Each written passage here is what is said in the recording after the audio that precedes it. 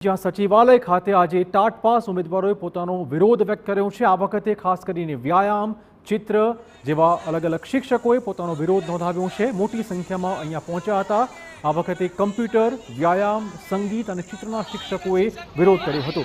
વિષય પ્રમાણે ભરતીની તેમણે માંગ કરી છે। ઉમેદવારોએ સવારે શિક્ષણ પ્રધાનને રજૂઆત કરી હતી। એ પછી ફરીથી તેમણે વિરોધ કરીને શિક્ષણ પ્રધાનના નારા લગાવ્યા હતા।